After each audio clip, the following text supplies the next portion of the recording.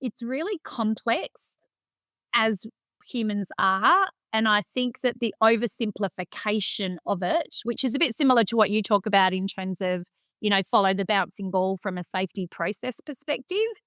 And that's where I see that in the way that people just dump things onto leaders without a real understanding of the complexity of what's actually happening for leaders within their organisation.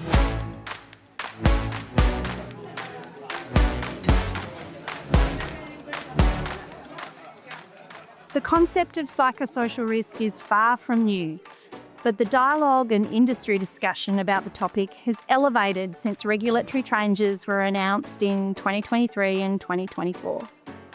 Psychosocial risk is now the focus of many conversations in the corporate world, from boardrooms to executive teams, and of course through to the practitioners on the ground trying to join the dots to have meaningful impact.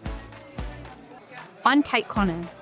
I'm a master's qualified psychologist, and my professional purpose is to help people and workplaces be at their best. And I'm Greg Smith. I'm a lawyer who's spent more than 30 years practicing in the areas of employment law and workplace health and safety. I'm also the author of several books, including Paper Safe and the recently published Proving Safety. And you are listening to Judgmental, when a psychologist and a lawyer walk into a barside chat about psychosocial risk. A big thanks to our sponsor, EML. EML are Australia's largest personal injury claims provider, providing claims management services to workers' compensation, life insurance and CTP markets with the purpose of helping people get their lives back. We have another jam-packed episode today, so grab a drink and sit back for another discussion at the bar. Hello, Kate. Hello, Greg. Hello, listeners. It's been a difficult morning. Welcome to Judgmental, and Greg and I, we're both kind of sounding. You can hear the frustration in both of our voices because we're having a few technical challenges. But now we're here, Greg. We are here. We are here. We're going to chat. I'm going to kick off with an acknowledgement of the traditional custodians of the lands that I am on today, the lands of Wiradjuri people of the Kulin Nation, and pay my respects to their elders past, present and emerging. And I'm sure you'd like to do the same as we settle into this conversation. Thanks, Kate. I'm on the lands of the Bajara people of the Noongar Nation, and I also would like to extend my respects to their elders past, present and emerging. Now, before we actually started, Kate, I was thinking about, well, we're in the bar again today. What would I have? I think it's early morning over here. I'll just have a cup of coffee and we'll ease into the day. But after the last 15-minute debacle that we've been through, I'm having a whiskey.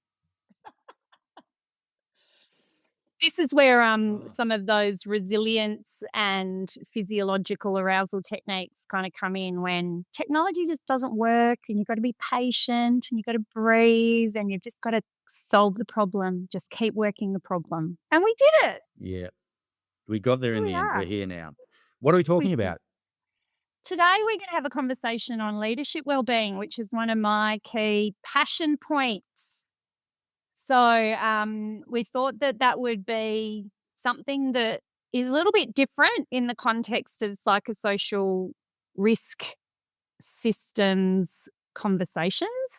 But I think the reason that for me it's an undertapped opportunity in a way in terms of organisations considering their overall structures and approach to psychosocial risk management, because leaders are in it everywhere at every kind of little turning point. It comes down something to do with we need leaders to do this, we need leaders to do that. So that really for me, Greg, is the really fundamental point that I don't think gets enough airtime.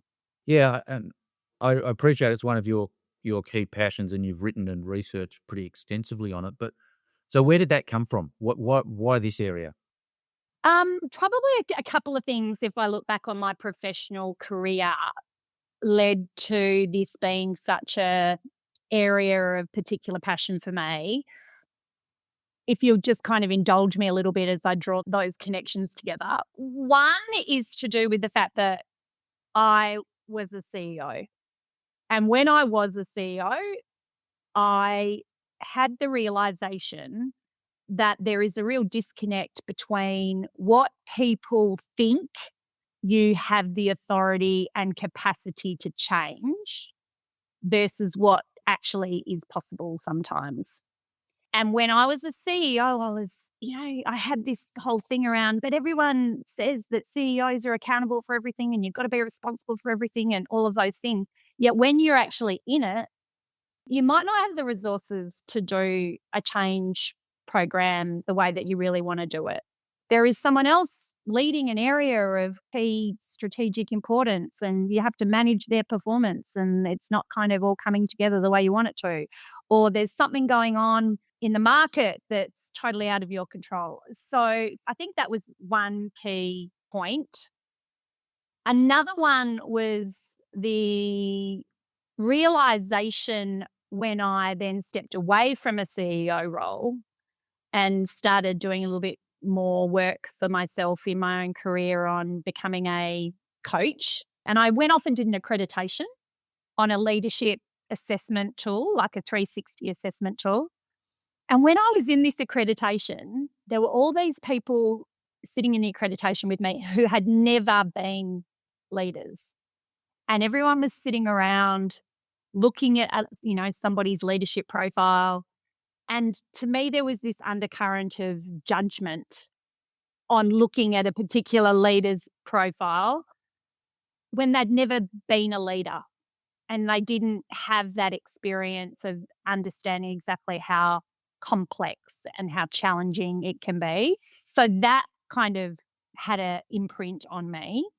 So they're two things. And then the third was when I was in the role of being an internal psychologist support for a group of leaders and watching those leaders have their own experiences of wanting to be better, but the system that they were operating in didn't reward them to be better leaders, or they didn't have the support around them from a team perspective to step into the leadership the way that they wanted to because they had so many other BAU things that they needed to deliver on.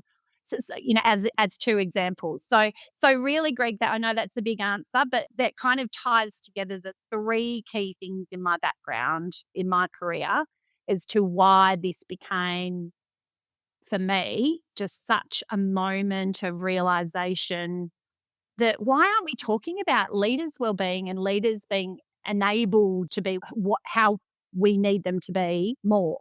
Does that make Okay. sense? Yeah, it does. And it resonates at one level with me because throughout my career, particularly in both employment and safety law, I guess, there's often this trope that gets marched out that, everything we see in the organization is shaped by the leader. Yeah. So they carry the can for pretty well everything. But then, so this construct of leader well-being, whatever that is, where does that fit into the overall approach of managing psychosocial risk as a specific class of risk?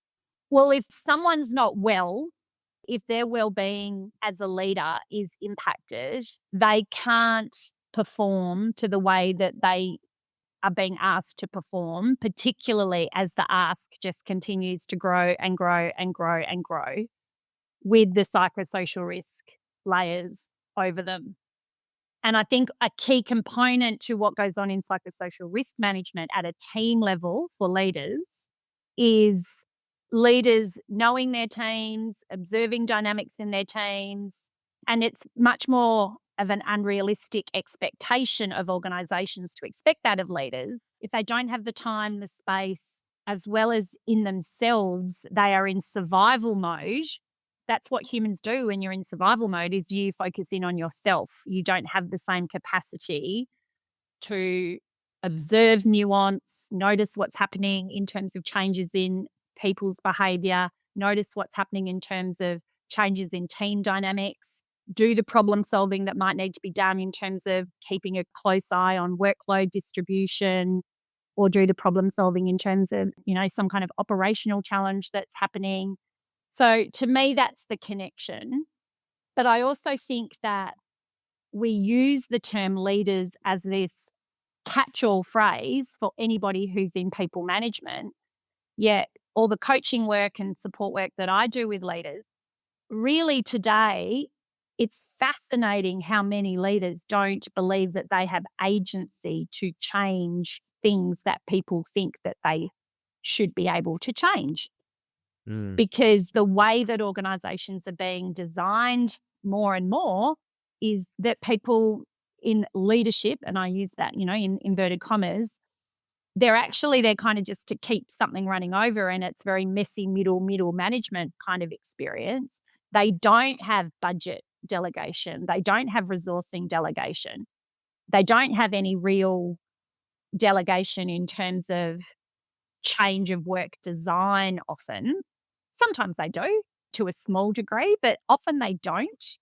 And I think that places extra risk on leaders in their capacity to be who we need them to be because of that incongruence, because people think that they've got that agency when actually they don't have that agency, or they don't feel like they have that agency, which is another issue altogether. So I think it's really complex as humans are. And I think that the oversimplification of it, which is a bit similar to what you talk about in terms of, follow the bouncing ball from a safety process perspective. And that's where I see that in the way that people just dump things onto leaders without a real understanding of the complexity of what's actually happening for leaders within their organisation. That raises a couple of really fascinating things in my mind, because when you go to the codes of practice around psychosocial risk and you look at the things that the regulator has identified as potential risks, a lot of them are the sorts of things that you would naturally expect that frontline, or perhaps not frontline, but certainly middle management, mid-level leaders would have agency to change. So things like work design, rosters, workloads, and that sort of stuff, that kind of operational decision-making about the planning of work. And what I hear you saying is very often they don't have any agency over those sorts of things. I think it depends on the size of the organisation and the design of the organisation. But particularly in large organisations, they often don't. There is somebody else that is responsible for planning out resource management. And there is then this whole other exchange that goes on within large organisations around negotiation for resources, negotiation for, well, this is a scalable solution that's been put in place to try to more effectively manage resource allocation or workload allocation, yet it's not really working on the ground. And that creates a whole other workaround and work demand in terms of the feedback loop to try to get that changed.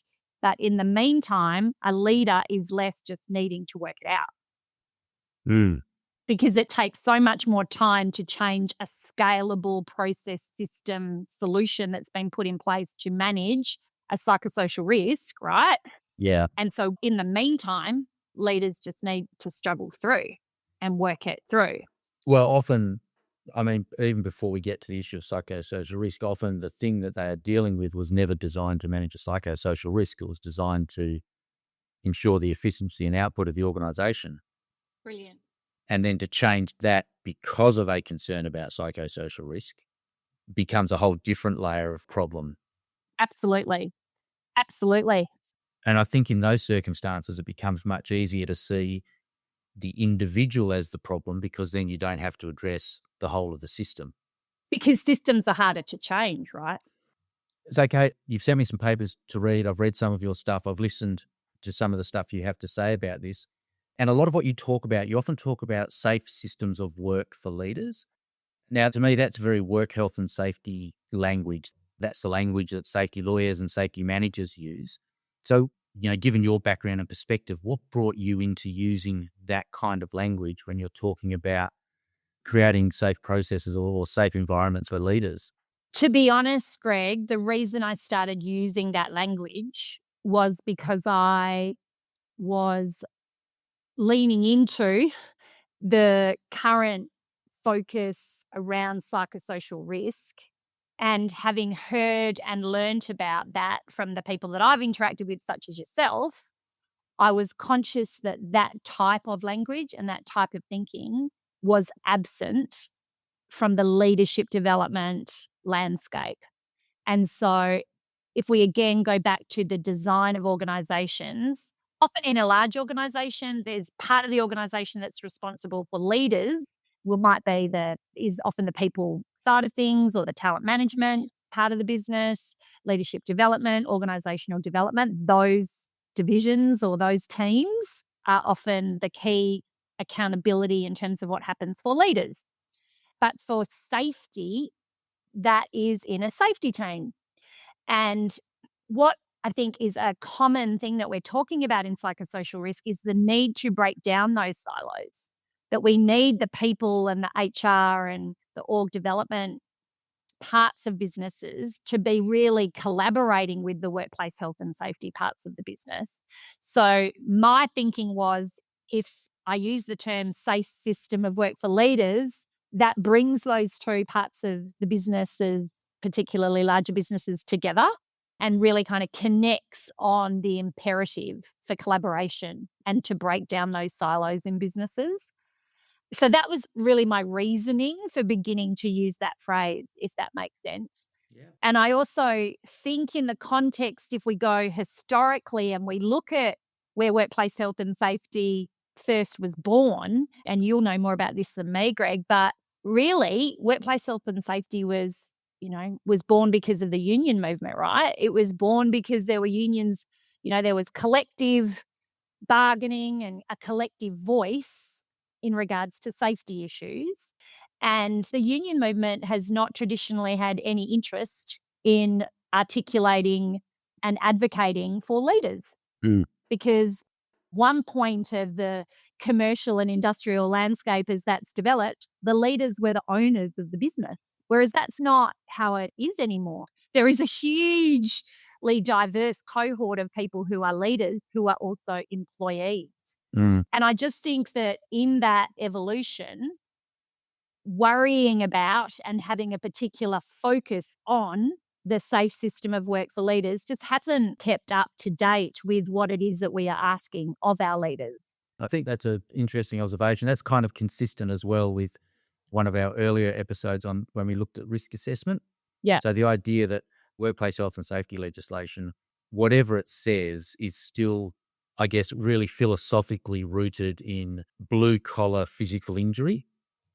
The idea that people lose fingers and hands and get crushed by machinery, which I think is part of the reason why the WHS industry is finding it quite tricky to transition into this, in one sense, newfound accountability for psychosocial risk.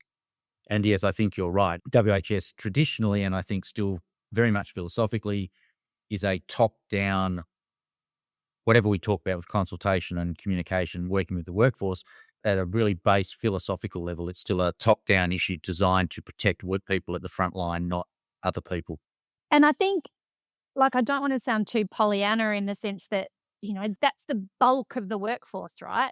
It is. Yes. So that makes sense. But my concern is that we continue to see data that is saying that we're not getting better at managing psychosocial risks for that bulk component of the workforce. And so we need to be very conscious of who are the key parties, who are the key stakeholders who are going to lean into how to transform that result, because we're not getting the results that we need. All research would speak to work design and the importance of leadership in that. And yet the data in terms of what's going on for leaders in terms of their well-being, their capacity to be at their best and to be who we need them to be, has been showing nothing but a decline. So those two things to me don't add up. We're not going to get the results that we need from our leaders while our leaders are struggling and their well-being continues to be in decline, because nobody is putting the right kind of, or not nobody, but very few people are putting the kind of focus into that it warrants. I think there's another underlying issue. This is less to do with leadership, and I'm going to come to it in a minute. I'm just conscious we're having a very long preamble here. No. But part of you say we're not getting better at managing psychosocial risk. And I think my experience of that is the long history of the management of psychosocial risk has fundamentally been built around two core principles. One is procedural fairness, which may or may not actually be done in a way that is fair, if that makes sense. The whole, you follow the process, and the way you follow the process may or may not take account of the impact on people. And the second one is the traditional workers' compensation defence around reasonable management action. And we're sort of bumping a lot. You've got these two guardrails with procedural fairness on one side and reasonable management action on the other. And in between those two guardrails, sort of anything goes. And I'm not sure we've quite broken out of that very mechanistic way of thinking about managing people's well-being. But that's probably a conversation for another day. So you sent me two papers. The two papers, one is mine in regards to are our leaders okay? The other was a mentally healthy workplace for executives and decision makers. So they're the two papers that we're discussing today. We will put the links to those in the show notes, but there are two particular papers that do lean into this area in terms of the importance of well-being for leaders. I found them interesting, and I have some questions I do want to ask. But before that, perhaps you can just talk through, you give the listeners a sense of what the papers are about, and from your perspective, what are the key issues that come out of it? So, I was delighted to see the Mental Health Commission release a paper on the mental health of leaders, the title being Executives and Decision Makers. Obviously, it's something I've been talking about in the market for a long time, so it's always good to see a government department lean into that by producing a report such as that. Ultimately, what both papers are talking about is the critical role of leaders in creating mentally healthy workplaces. So I think that's point one that's made. Point two that's made is that there are system-related factors that need to be considered if we are going to create an environment where our leaders can be at their best. And I think the third is anchoring in, from a systems design perspective, what we know are the key system-related factors that do drive positive mental wellbeing over the longer term. And that's not just about support mechanisms. It is about how do we protect people. It is about how do we then mitigate and respond to support people when they're not at their best. And then how do we also then try to keep that thriving and positive psychology lens as well, which is the integrated approach to mental health. So both papers essentially are speaking to the system that leaders operate in, which obviously is the key thing to be focused on in the sense of a safe system for work. Yeah. So that would be the way that I would summarize the key things that are coming through in both papers. You talk a lot about designing work. Yeah. Bring me up to speed on that, Kate, particularly in the context of leaders. A lot of what we hear about in psychosocial health is designing work for frontline workers. So again, that traditional view of the world, workloads, rosters, hours of work, autonomy, that sort of stuff. What does job design in the context of leader wellbeing look like? You would use exactly the same principles to apply that into a leader's experience. So I don't think it's any different. So thinking about what the job design might be, it's how much work is there to do. So that's the workload, work demands kind of component of it. The other component to it is what are the reward and recognition systems that a leader operates in, and how are those things designed? To your point, a third component can be, well, what are the agency, autonomy, control kind of factors in terms of decision making that a leader has clear remit to lean into? Another component is things like what's the team around a leader? What's that design? And that is a key connection back into what kind of agency does a leader really have in terms of the team around them to get the work done that they're being asked to get done. And a really good example of that is that when there is so much conversation around team wellbeing and protecting team, and leaders get so fearful of being accused of not managing performance effectively and that turning into a bullying claim, for example, that some leaders, a lot of leaders that I talk to now will say, well, I don't want to put the pressure on my team, so I'll just do the work because I feel as though that's a better solution than placing myself at risk of potentially being accused of bullying. So that again is the design of the work for the leader. Another component to the design for work for leaders is what kind of leadership support do they receive? So supportive leadership is a key component to design for workers, right? Most leaders need to be led. Like they still need leadership themselves. So what is the leadership support mechanism, role modeling mechanisms of what is good leaders that leaders themselves receive?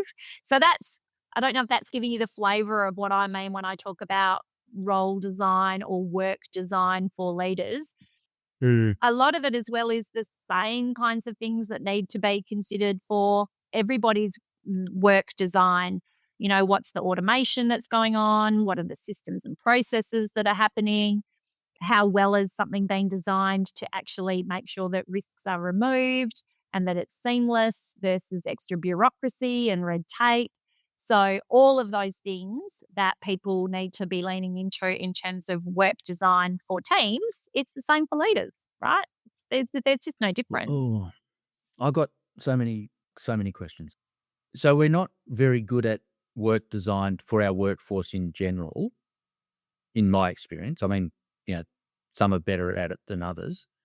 Do you think that leadership is a special class of neglect in this area, if you like, or is the lack of work design for leaders simply reflective of the broader lack of thinking around work design in these areas more broadly? I think it's both. I do think it's Okay. both. I think that, yes, we're not good at it for whole of workforce. So obviously, therefore, our leaders are a cohort of our workforce. But I also think that the leaders, it's interesting in terms of the kind of stigma in terms of speaking up that leaders experience, Greg. So that consultation point that is part of the legislation and requirements, it's all focused to the workforce. And there is I think, a much greater understanding that that's what organisations need to do for their workforce. And so that sense that leaders themselves are allowed to have a voice or should be asked or consulted with in regards to what is being asked of them, and therefore that there is a channel designed for leaders to have a voice in regards to their work design, the expectations on them, etc. Because ultimately, there tends to be a view that, well, leaders are just paid more. So it just kind of comes with the territory, right? So that in and of itself, it's almost discounts the sense that the role design and broader work design factors for leaders don't get the kind of attention. And then we wonder why it is that transformations don't happen, or culture issues emerge, or there's engagement challenges, or psychosocial risks aren't being managed. That's kind of interesting from a work health and safety lawyer's perspective, the way that you've described it there, because technically, unless you are a company officer, you are a worker. So a lot of these people we describe as leaders, for the purposes of the legislation, are just workers. Absolutely.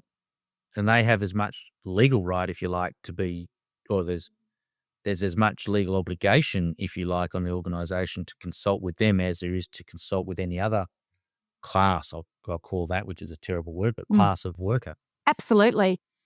Hey, one thing I've seen pop up in this work, your work in the Mentally Healthy Workplace report, which is not something you hear come up in relation to frontline workers so much, but this concept of loneliness. How does that fold into this mix? Well, I think it connects in largely in what I was kind of just talking about, I think, in the sense that there is a sense of stigma or expectation that is unsaid, that if you are a leader, it is just part of what you need to suck it up, that is what it is. And with that, people stop connecting. They don't raise things. There can be sometimes, particularly at more upper components, upper echelons, or the upper hierarchies of organisations, there can be additional politics. There can be additional competitiveness for roles. And people, unfortunately, don't speak up. They don't share, they don't collaborate, and it becomes a very lonely role. I think that there is also an element to, as a leader, you're there for everybody else. And who do you kind of connect in with from a peer to peer perspective? In the leaders that I support, leaders tend to not prioritize that for themselves. So, therefore, the loneliness also becomes a higher risk for them. So, yeah, it is a real thing, this sense of it's lonely at the top and connecting into what we know from a mental health perspective, isolation and loneliness is it's a really risky thing. It's a dangerous thing. I mean, I don't want to get, well, maybe I should. Like, also, there are issues in terms of gender. Disproportionately, there are more male leaders. Men tend to also not be people who seek support and are very good at connecting. They sometimes feel uncomfortable doing that, which is also another risk, right? So, and then the loneliness increases as well. So, I think that all of those things kind of combine, Greg, in terms of this underlying challenge and risk that leaders experience in terms of loneliness. That gender issue is quite interesting given the research that you've done in your report and the really disproportionate number of female to male respondents. Absolutely. Do you think that's part of the same phenomena? Absolutely. Mm. It's a really tricky dynamic in the sense that mainly it's male leaders, yet whenever I go into an organisation and run workshops or try and do consultation processes, it's the female leaders who turn up. Okay. I'm going to throw something out there from a different track. This is going to be Yeah. a difficult question, I suspect. Okay. And at the risk of unraveling the whole purpose of this podcast, where do we draw the line between a functional but safe workplace and a kind of tree-hugging kumbaya la la nirvana, which is how some people are sort of looking at some of these conversations and saying this is just ridiculous? Well, I mean, I'm going to pose that back to you before I give my answer. What do you think?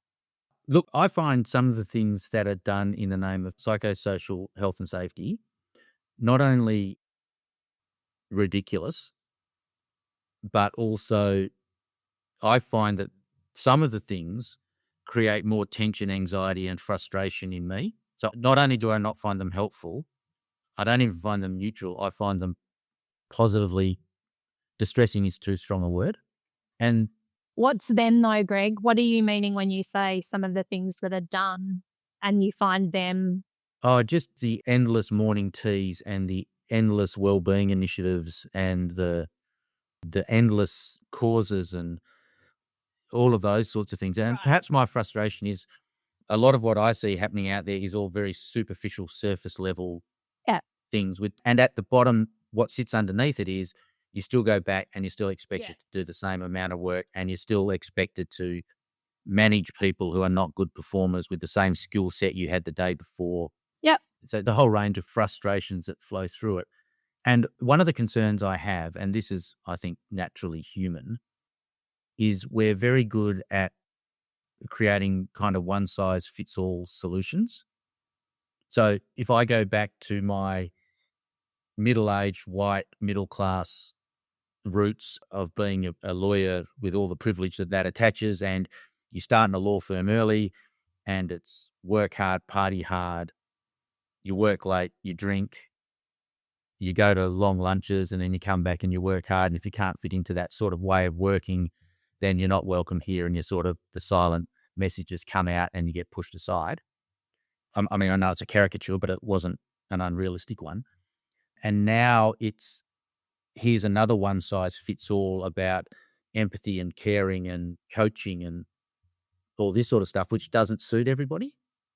We don't seem to be very good, and perhaps it's not possible, and perhaps this is 90% of the difficulty, particularly in larger organisations with ultimately a business objective in mind. We can't create suitable individual pathways to suit everybody.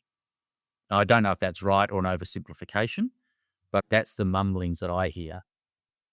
Look, I don't disagree with anything in regards to the window dressing in regards to this and how extraordinarily irritating and how compounding it is to frustration for the entire workforce in regards to how it looks versus how it is in discussing psychosocial risk or workplace mental health.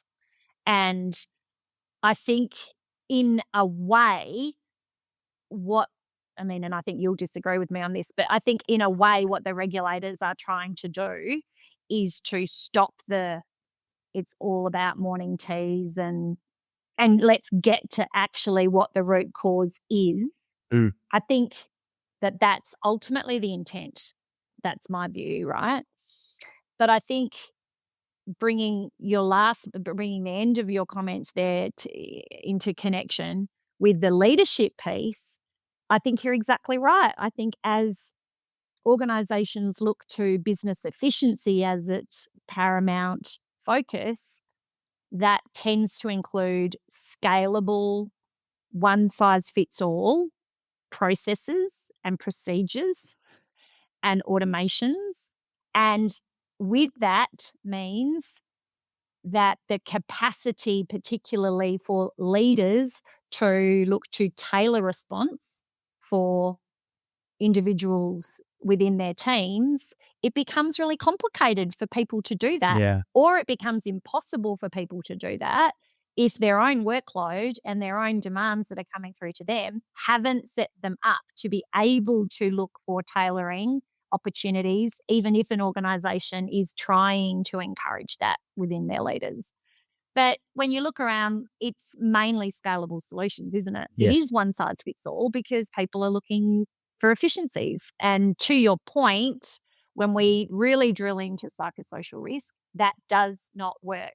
You can kind of do a high level sense through consultation, through looking at data. And I've talked about this before, looking at what the enterprise kind of piece looks like. And then you can hopefully get strategic change initiatives approved to address that. But in the meantime, as hopefully those change initiatives and transformations take hold, you still need to be managing what's going on day to day. And to do that, you need to be tailoring your solutions. It's usually the leaders that are responsible for doing that. And I don't think leaders are well set up to do that effectively. I really don't think that they are. No, because what I'm getting a sense of is the same hierarchical mechanistic processes that have plagued work health and safety for years. So the idea of here's our risk assessment, from our risk assessment, here are our standards, from our standards we drive our expectations and procedures and forms and checklist. Yeah. I see that. And you go to any individual site and you say, this doesn't work for us here because we do something different, right? Wherever you go, it's inevitable. Yeah. And I see that same sort of exercise being mapped onto psychosocial risk. And I think that approach is probably more invidious in the context of psychosocial risk, simply because individuals, not just work groups or different parts of the operations, but individuals are so much more susceptible to differences in psychosocial risk than they are in the other more traditional Absolutely. health and safety areas. Most Okay, definitely. I'm just Let's get conscious to of time. let's get to some, because I was keen to talk about, and I think that in summary, in terms of some key takeouts, we didn't really talk about measurement, which I think is a key principle that I'd love for people to have a takeout around, because you can measure leader wellbeing and do that in a way that creates some really valuable insights into what's going on in the leadership system. So in 5 minutes, Kate, tell us about what you mean by measuring and what it looks like in that context. Well, in measuring leadership wellbeing and doing it well and doing that with a degree of sophistication, you can work your way through your leadership population. You can then aggregate that information, and you can then see at an aggregate level little bit similar to a consultation process from a workplace health and safety perspective. You can see, well, what are the key things that are getting in the way of leader effectiveness, leader wellbeing, and also what are the things that are protecting your leaders, and what are the things that you need to continue to build on and keep in place to enable leaders to be at their best. And ultimately, in doing that, it's the first step in understanding what is getting in the way for leaders and what is protecting them in terms of them being at their best. And if you don't measure it, you can't manage it. So I do think that that is a really important takeout.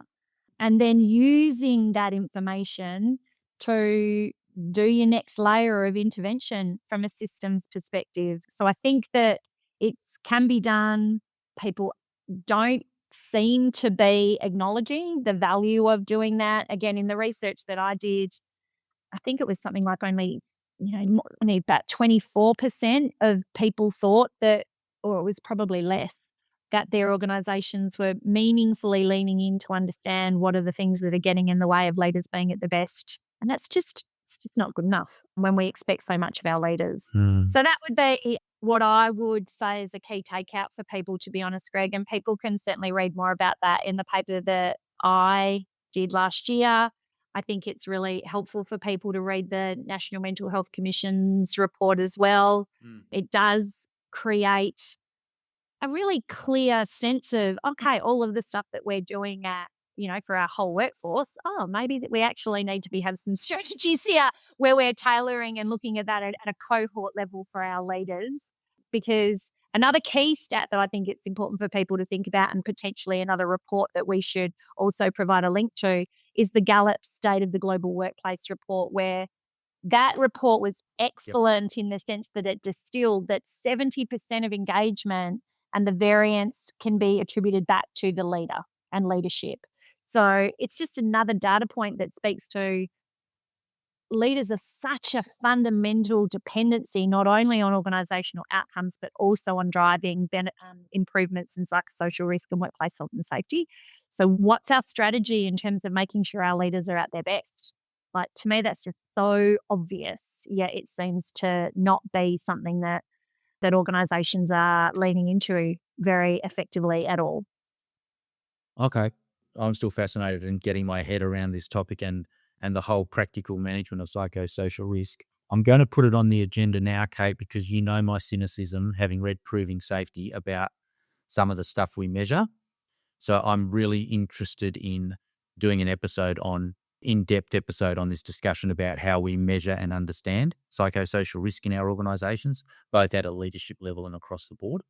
Great. Good idea. I want to do that. I'm keen on that. But otherwise, I really enjoyed today's chat. So thank you very much for that. I really enjoyed your insight, because I know this is an area of passion for yours, and you've done a lot of really good work and research in this area. And obviously, if people want to know more about that from a specific perspective, feel free to reach out to Kate on LinkedIn. I'm sure she'd be happy to get involved and help your organisations out. And if there are any leaders out there that, on listening to this conversation, would be interested in coming in and having a conversation with Greg and I as an episode, to share a little bit about your own personal experiences of the complexity of not only the wellbeing impacts on yourself as being a leader, but how you then manage that as you then are trying to lead others. I think that would be a really, really valuable episode as well, Greg. So put that call out there as well. It would be. So thank you. Good call. Thank you, Greg. Great to chat as always. And thank you, listeners. Thanks. And have a great rest of your day. Take care, everyone. That's a wrap for another episode of Judgmental. Thanks again to our sponsors, EML. EML's Mutual Benefits Program provides organisations with free services, tools and resources to manage their workplace risk. You can follow EML, myself and Greg on LinkedIn, and be sure to check the show notes for links to the papers referenced in each episode, as well as resources available to help you as you navigate the wonderfully complex and nuanced world of psychosocial risk. See you again next time at the bar.